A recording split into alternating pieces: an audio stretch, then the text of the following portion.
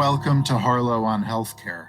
I'm David Harlow, and I invite you to join me by my virtual hearth as I sit down with healthcare leaders to discuss building the future of healthcare.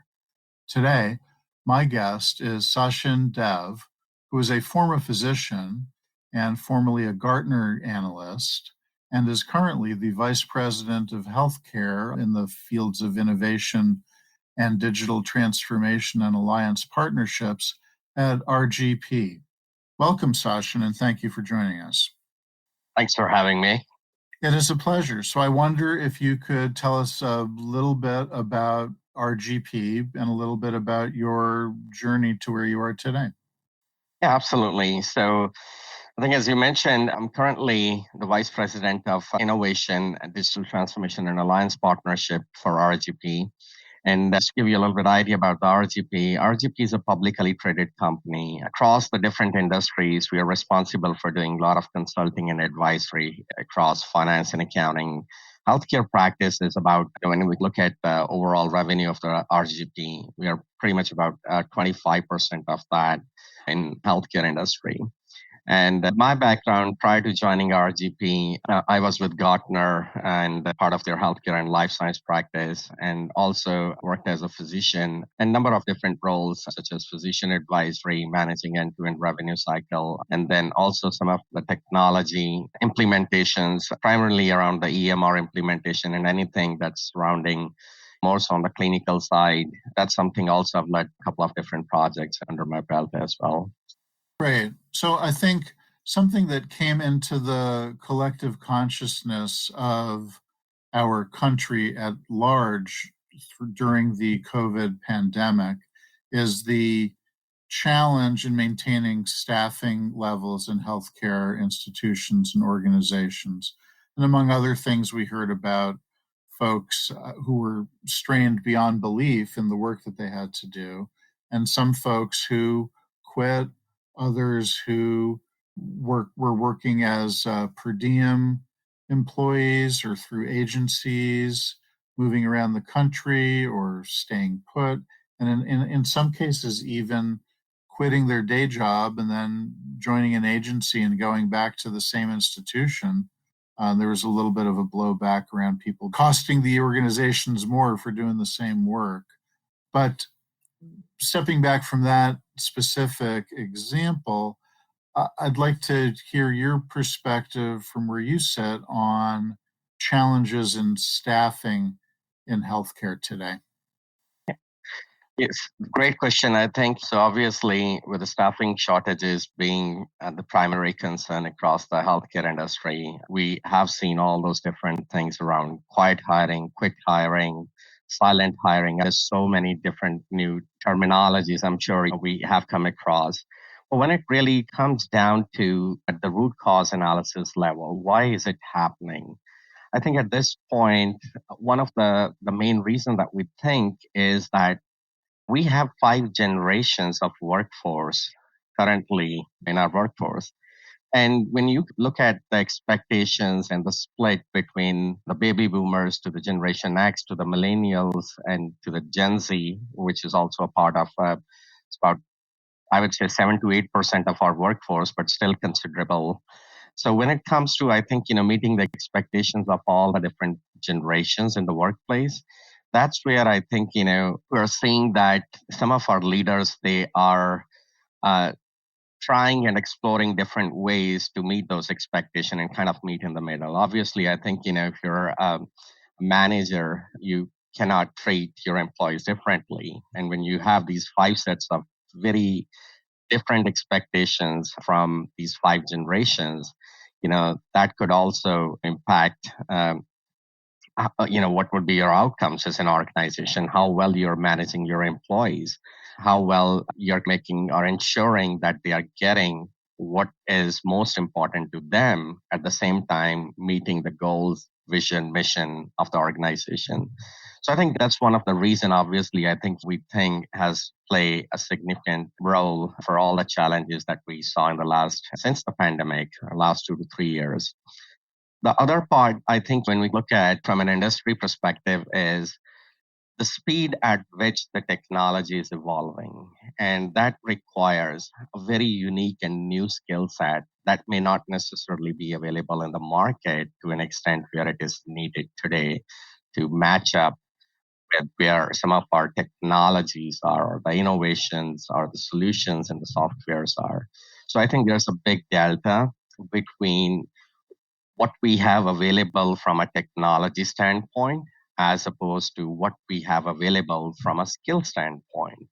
And that leads into another interesting aspect of this equation is now 60 to 70 or maybe 80% of our workforce doesn't have that skill set, but we as an organization need to move forward. So what are the options we have? Either train our employees or we look at some outsourcing or outside talent to be able to bridge that gap. And that's where I think it has put some constraints on the organization as to what is the right way to move forward, knowing that we already have those technology in place and we are interested in adoption of that technology. But at the same time, we just have a very limited skill set that we need to work with to be able to ensure that we are moving forward or marching forward and gaining that momentum and keeping the parity with our competitors. So what I hear you saying is there's three interconnected problems, so to speak.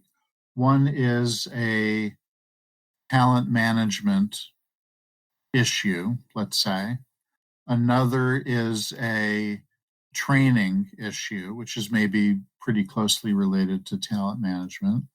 And another is what is the appropriate deployment of technology and what technologies need to be deployed in order to properly enable the talent in place and supplement organizational needs, as we've seen a lot of folks leaving the workforce for one reason or another. That's absolutely correct. So how do we address this? Is it a single set of solutions that need to be brought to bear on these interrelated problems, or do we try to pick them off one at a time? I think it's obviously all those things need to be addressed. But I think from what we have seen consulting with our clients is that gaining the operational efficiency is really the key. And how to do that is basically start thinking, really assessing your current state and see what are some of those opportunities where there is a tremendous amount of manual work, and how we can reduce some of that by leveraging some of the technology, automation. And when you look at the healthcare industry perspective, we're approaching almost $6 trillion in our healthcare spend. And one of the thing, an interesting article that we just came across was like a third of that is approximately tagged as fraud, waste, and abuse.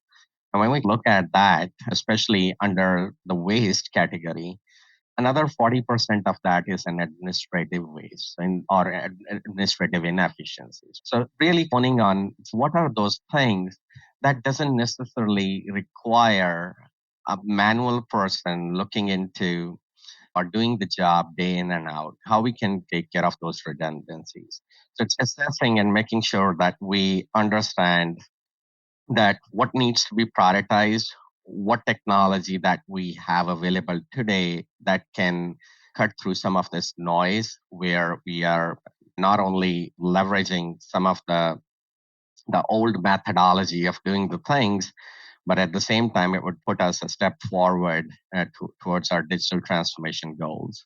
And then I think when you bring this together with the equation, as you mentioned, I think the talent, the training, and deploying the appropriate technology pretty much encompass all those three areas, right? And now you free up that talent by leveraging some of the early technology that's available to us today. And then you take the next approach as to, okay, what do we need to do with these employees? Are they willing to train? I think that's another aspect when we're talking about these different generations in the workforce.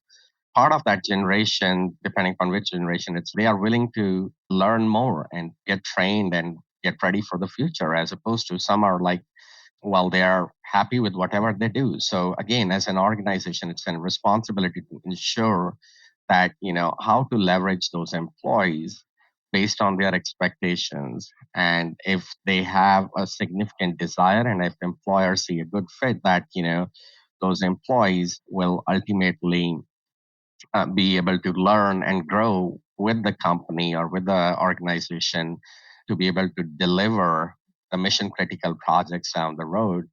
That's where the companies should be investing. So I would say, again, how they can gain their operational efficiencies by leveraging these tactics is really the key. So there are a couple of things, a couple of threads to follow up on here. One is the question of digital transformation. We'll come back to that and what are the opportunities there. But I think first I would just want to call out the question of waste, which you identify. Yes, so we've often heard for years and years that a third of our healthcare spend is lost to waste, fraud, and abuse. And I think one of the issues in the US system is uh, confusion of incentives, right? In whose interest is it to curb the waste? It's not always clear. And depending on the specific reimbursement scenario, that interest may lie with a payer, may lie with a provider. These days, we sometimes talk about payviders, and it can get messy. So I think that's one issue for concern. Are the right people being incentivized to cut out the waste? Because waste can be eliminated, but then what happens? Does that savings drop to the bottom line or does it get lost somewhere else? That's one question. And in a moment, I'd like to talk more about digital transformation. But first, I'll break here for a sec and say if you're just tuning in, this is Harlow on Healthcare coming to you on Healthcare Now Radio. I'm David Harlow, and my guest today is Sachin Dev, who's Vice President in the healthcare practice at RGP. Sachin, so we've talked about the opportunities here, and I wonder if you could dig deeper and maybe highlight a concrete example. When we say digital transformation, and this is an opportunity, and there are things that we can do today to move forward in our approaches to healthcare operations. What are we talking about concretely? Give us an example or two, if you will. Sure.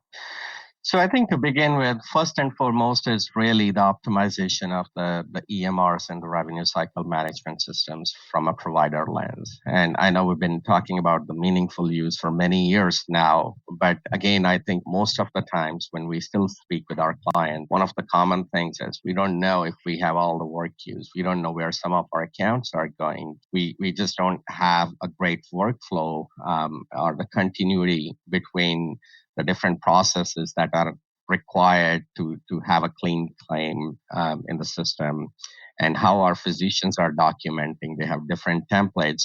So again, I think there's a lot needs to be done. So when we think of the digital transformation, it is really a three-step approach. The first is implementing a technology, which I think at most of our organizations, they have some sort of a technology. The second tier where I think we have seen a lot of I would say across the industry misses is that most of the organizations, they try to jump from having a technology in place to digitally transform their organization with not emphasizing enough on the optimization of the technology. So that's really the second pillar. I think that's critical when we talk about the digital transformation. And that's where all these different examples, optimize your EHR, optimize your revenue cycle management system. We have seen a lot of discussion around data consolidation. Most of the organizations, they have so many different data warehouses and they are not even sure where their data resides. And at the same time, now they want to be the leaders in the interoperability or data exchange. It's a stepped approach when we look at some of these examples. Okay, that is what we define as a digital transformation, having a great data analytics program, data exchange, providing the best patient experience through the technology. But there is still a lot of work that needs to be done before we get to that level. And one of the common thing that we see across the industry is that many times, just based on the hype that's created either through the different vendors in the place or based on when the organizations compare themselves to the different organization that they want to start using. For instance, this is the most recent example. Everybody's talking about chat gpt, right? Generative AI. I think I've And heard of that. I think I've heard of that. Yeah. yeah. Yeah. A few people talking about it. But again, I think when you look at the industry perspective, it does have great promises. But really, the big question that we need to ask here is how many organizations are ready to be the early adopters of ChatGPT? Have we really identified the good use cases here? So I think back to piggyback on your question here, when we talk about the digital transformation, it's not only onboarding or bringing in the new technology, it's also optimizing your existing technology and taking it to a level where it is ready to be able to work with all the different innovations or innovative technology that is coming in the market with some promises to ultimately help with the cost, quality, patient experience improvement, so on and so forth. So, what are the barriers to actually doing that? Sounds like a good idea. Why aren't we all there yesterday? I think, again, when we think it from a provider lens, it's really the investment that's needed for the adoption of the new technology. One thing we always talk about is that healthcare industry is not a manufacturing, it's not a retail. When we look at our healthcare provider margins, I mean, we're talking about less than 1% margins, right? So again, the cost is a big thing, and most of this technology that is emerging in the market, I mean, it comes with a significant investment. So that's obviously, I think, the number one factor. Number two is really the talent that is needed to manage that project and to be able to understand all the different pieces that are required to get the best yield or best return on the investment from that technology. That's number two. Number three, I think when we look at lack of assessment, is this technology truly needed? And what percentage of our patient population or our providers or our physicians, whoever are the stakeholders, are the beneficiaries of that technology? What will they get out of it? What would be the return on the investment? So having a very thorough assessment, I think that's again one of the things we have seen is it's not done to an extent where most of the organizations will have a clear idea before going and spending into the new technology that this is their anticipated return on the investment. Now I think one typical thing that we see in the organization, it's considered as it's a needed technology. That's great, right? But at the same time, what does it mean in terms of numbers? What does it mean in terms of return on the investment? What is the value prop that we're going to get off that technology? And what is the shelf life? That's another thing we have to think about is when we bring it to the perspective of the ERPs, the EHRs, are they really, one-time implementation and we continue to build and evolve on the same technology? Or is it truly it's like a 5-year or 10-year shelf life, and then we're going to have to start thinking about changing a different vendor or a different technology at that point? So that would give a good idea as to like how much we need to put into this technology. What would be the return on investment? One other factor I would say, barrier-wise, David, that we typically see, it's really the change management part. And when you are sitting on a table with all the different stakeholders, one of the common theme that we hear most of the time is, how do I get a buy-in from my employees? How we bring the culture of change across the organization to be able to ensure that everybody is on board and we meet our timeline and we finish this project on time, on budget. So I would say some of those things are some of the biggest barrier that we typically hear from our clients. So, on the other side of the coin, so to speak, there's also great opportunity here, right? I don't think the machines are going to replace clinicians or other key folks in healthcare organizations, but the folks who are left in the face of severe staffing shortages certainly need the help. So, how do we create that right mix? How do we create that right point of interface? How do we retain and recruit the employees that we need within the system in a system that is going to be more powered by technology, that is a system that's going through this digital transformation? No, you're absolutely spot on. I think, at least I think from where we stand now, the next couple of years, we don't expect that the technology is going to completely replace the human talent. But even just to get to that point, I think as we're going through some different transformations, one of our internal survey that we did to understand how the industry is reacting to all these changes, one interesting thing came out of that survey. And that survey was basically around workforce management. And it stated that when we have the dynamic workforce, the chances of success are much higher. So, in other words, I think it's not always about leveraging your internal employees for these mission critical priorities. Sometimes you have to tap into some outside talent, especially those are like one time implementations.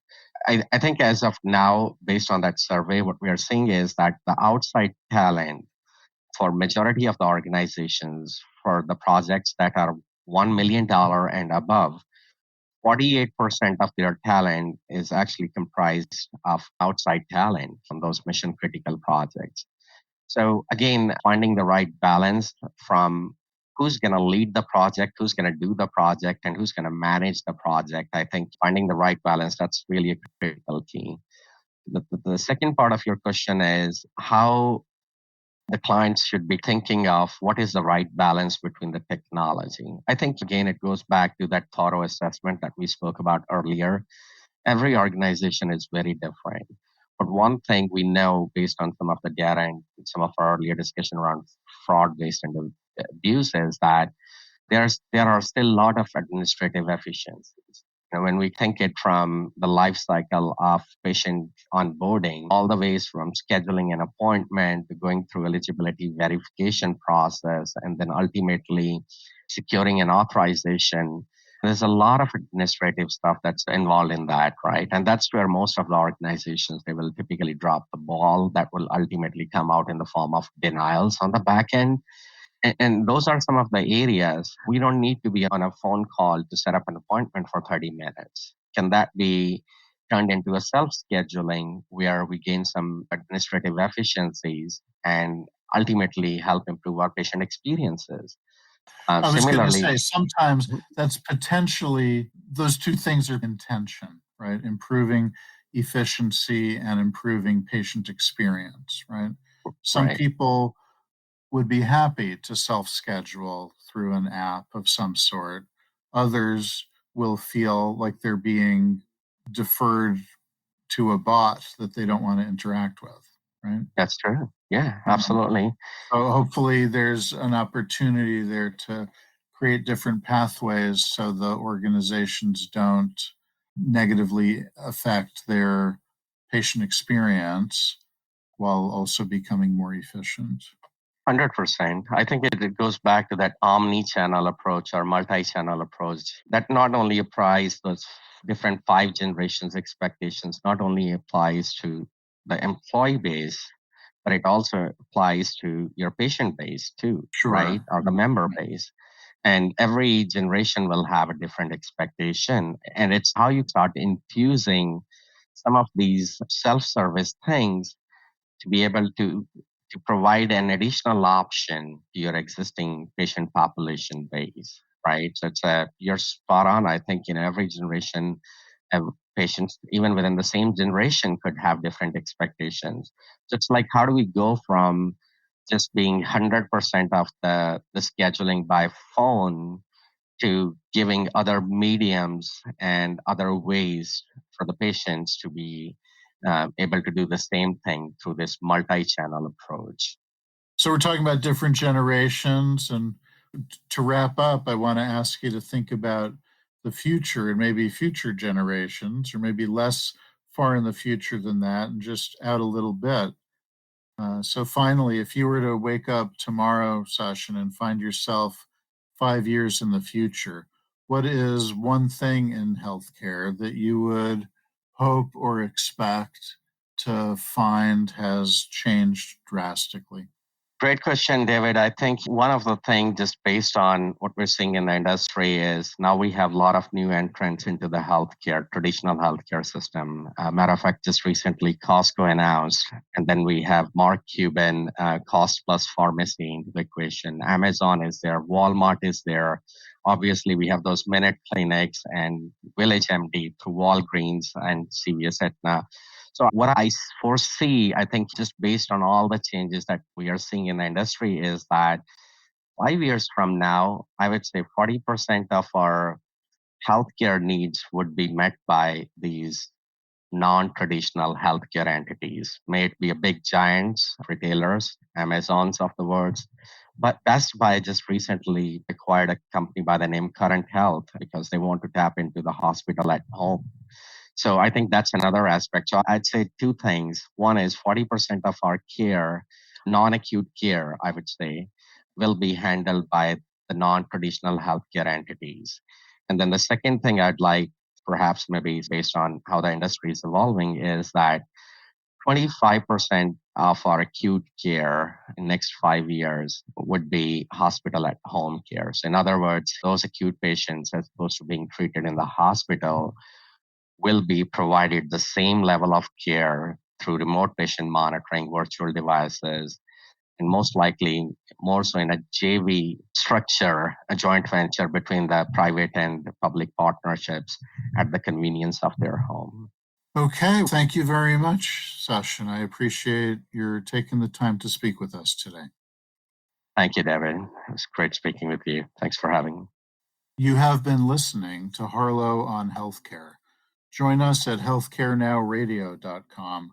Let's continue the conversation on building the future of healthcare together at #HarlowOnHC.